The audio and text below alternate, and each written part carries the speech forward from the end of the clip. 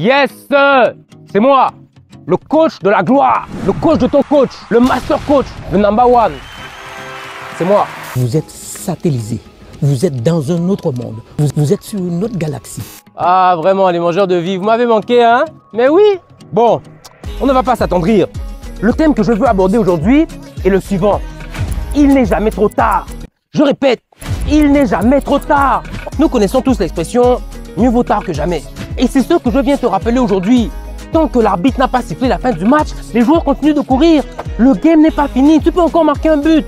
Donc, tant que tu as toujours un souffle de vie, que tu as la santé, que tu as encore les idées plus ou moins claires dans ta grosse tête là, tu dois te battre pour tes rêves. Même si tu as l'impression que tu as poigné, que tu es maudit, que la malchance s'est abattue sur toi, tu ne dois pas abandonner tes rêves. C'est crucial parce que tes rêves, eux, ne t'abandonneront jamais. Ils seront toujours là, enfouis au plus profond de toi. Tu as beau les ignorer, faire genre tu es passé à autre chose, mentir aux gens que non, tu as préféré suivre une autre voie. Mais tu ne peux pas te mentir à toi-même, man.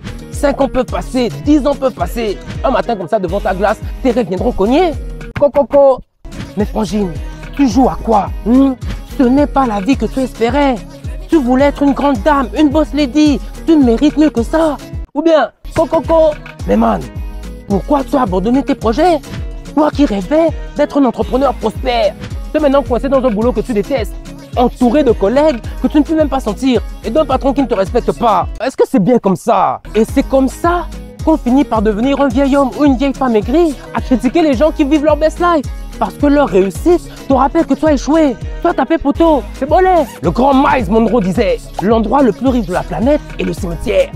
Car dans les cimetières sont enterrées des inventions qui n'ont jamais vu le jour, des sociétés qu'on n'a jamais créées, des restaurants qu'on n'a jamais démarrés, des livres qu'on n'a jamais écrits, des chefs-d'œuvre qu'on n'a jamais peints.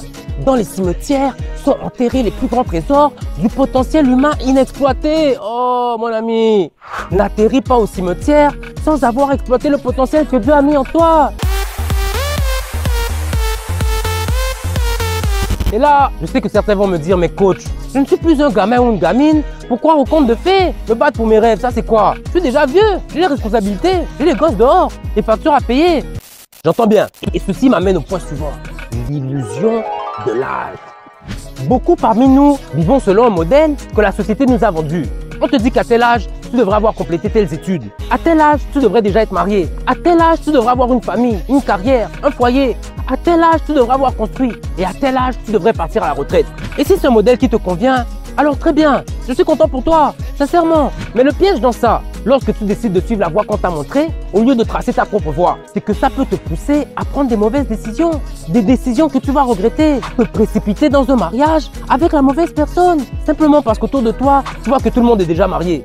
Donc maintenant, tu es coincé dans une relation avec un faux boy. Le gars te trompe n'importe comment, vous n'êtes même pas heureux. Vous êtes seulement là, vous faites semblant. Des mauvaises décisions relatives à ton choix de carrière.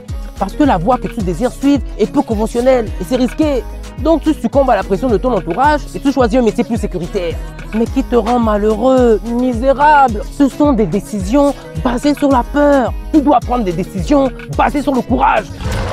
Vous savez, il n'y a pas de loi écrite dans le ciel qui dit que tu dois faire ci ou tu dois faire ça. Chacun a le libre arbitre. Chaque personne crée sa propre réalité. Et chaque personne possède un talent unique.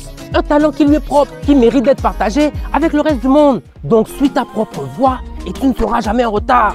Peut-être que les choses n'arriveront pas dans le timing que tu espérais, certes, mais tant que tu donnes le meilleur de toi-même, que tu persévères et que tu gardes la foi, les bonnes opportunités et les bonnes personnes arriveront dans ta life au bon moment et pour les bonnes raisons. Le plus souvent, lorsqu'on a l'impression d'être en retard dans la life, c'est parce qu'on se compare aux autres. Tu vois que les gens là-bas ont déjà accompli de grandes choses, des choses concrètes. Toi, tu es encore là comme un mongout. Mais laisse-moi te rappeler que chaque personne a sa propre trajectoire, sa propre itinéraire.